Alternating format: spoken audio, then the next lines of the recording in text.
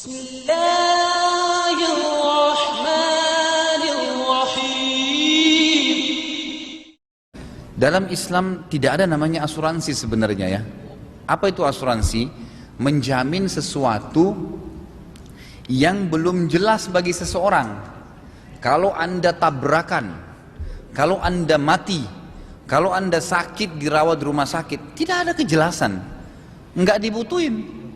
Tahu nggak sampai sekarang survei menjelaskan kan gitu, asuransi yang ada, saya tidak sedang menghardik lembaga asuransi, yang saya jelasin seperti apa kalaupun mau dibentuk lembaga itu seperti apa secara syar'i ya, ada caranya. Tapi yang ada sekarang itu mengiming-imingkan seseorang untuk bergabung hal yang tidak terjadi. Kalau Anda sakit nanti dirawat nginap sekian hari gratis. Kalau sakit, kalau nggak sakit, gitu kan? Kalau tabrakan, kalau badai, kalau gempa, kalau dalam Islam tidak boleh ini. Nggak boleh menjanjikan sesuatu atau menganggap orang akan terjadi ini maka harus bayar sekian untuk itu. Itu satu sisi ya. Jadi tidak boleh ada iming-iming seperti ini nih. Dan hasil survei lapangan, coba antum lihat saja, mungkin bisa dicek di Google ya, hasil survei ya, orang yang memakai asuransinya dengan tidak memakainya. Yang tidak memakai itu 75% ke atas. Masalah kasus orang masuk rawat rumah sakit, ada orang sudah 5 tahun bayar asuransi premi tiap tahun, tidak pernah masuk rawat nginap, nggak pernah. Nah itu. Jadi orang yang menggunakan itu pun kena iming-iming tadi itu kecil sekali. Kan gitu, seperti itu. Satu sisi. Sisi yang lain, asuransi ini masuk jelas dalam satu bab yang dilarang oleh Nabi SAW. Dalam hadis Bukhari kata Nabi, dalam hadis itu dikatakan Nabi SAW melarang mutlak transaksi gharar. Apa itu gharar?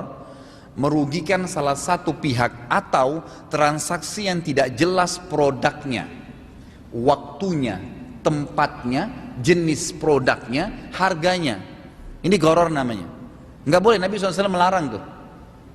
Kasus gini misal, baik, kalau kita tidak menggunakan premi 1 tahun tuh, bayar misalnya sederhana lah, anggap 80 ribu, anggap 100 ribu, kan gitu. Nanti kalau masuk rumah sakit akan ditanggung 5 juta.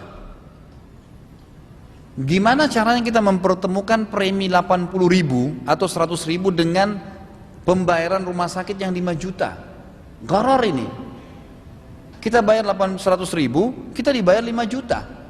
Dan sebaliknya, kalau kita nggak pakai, hangus, udah dianggap selesai, diambil oleh asuransi. Makanya orang yang kena yang dijanjikan atau diiming-imingkan tadi itu kecil sekali sebenarnya. Makanya perusahaan asuransi itu berlumba-lumba sekarang membuka, karena keuntungannya luar biasa, gitu kan? Karena orang yang pakai pun itu sedikit sekali.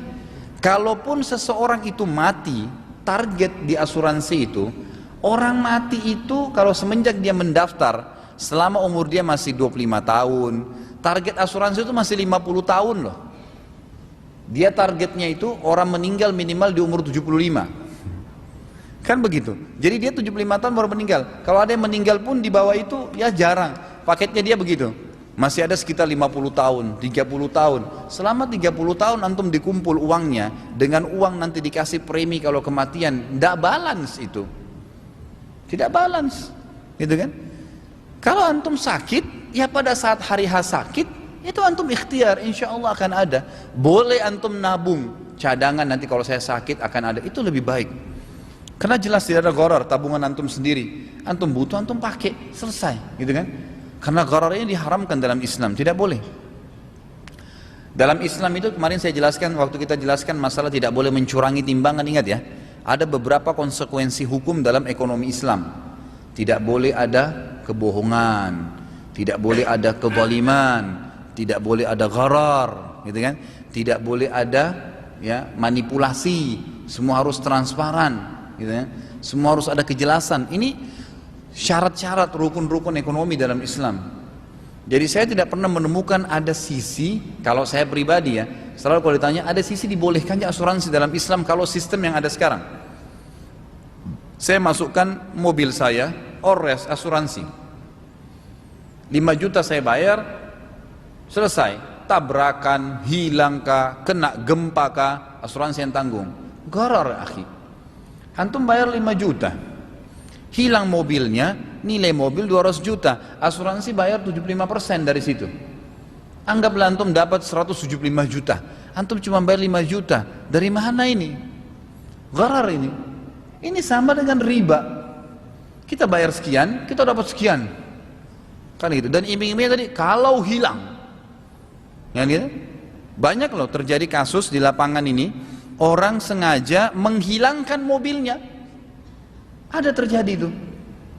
Sengaja dia menghilangkan mobilnya, parkir sembarangan, sengaja nggak dikunci, hilang, tuntut asuransi. Mobilnya kan sudah berjalan berapa tahun nih? Setiap tahun dia kasih 5 juta untuk ores. 4 tahun dia ikut, 5 tahun dia ikut, 5 kali 5 tahun, itu berarti 25 juta dia keluarin.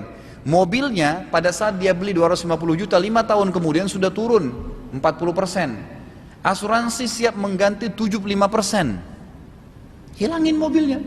Asuransi ganti mobil baru. Gharar, manipulasi, kezaliman, tumpuk-tumpuk semua ini, gitu kan? Dari mana ini? Nggak bisa, dalam Islam tidak boleh itu. Jelas tidak boleh. Jadi makanya kita harus lebih berpikir, lebih jernih ya berpikir. Sekarang yang jadi masalah, semoga Allah angkat ya, di negara kita ini asuransi sudah masuk ke semua lembaga, gitu kan? Masuk ke sampai ke pemerintahan kita. Seperti sudah dililit masalah riba ini. Dengan unsur asuransi yang sudah masuk dalam gharar ini sudah melilit kita, seperti nggak bisa lepas, subhanallah gitu.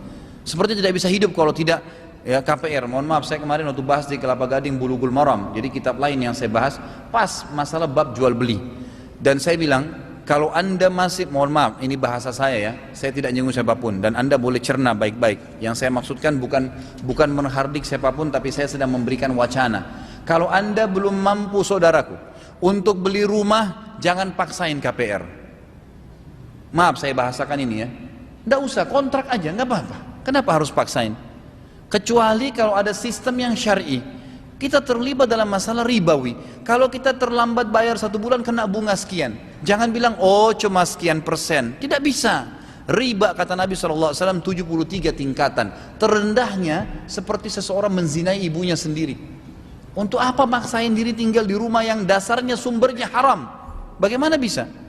Pasti akan ada konsekuensi hukum tuh. Nanti ribut suami istri, rumahnya jadi nggak enak, masuk pencuri, macam-macam.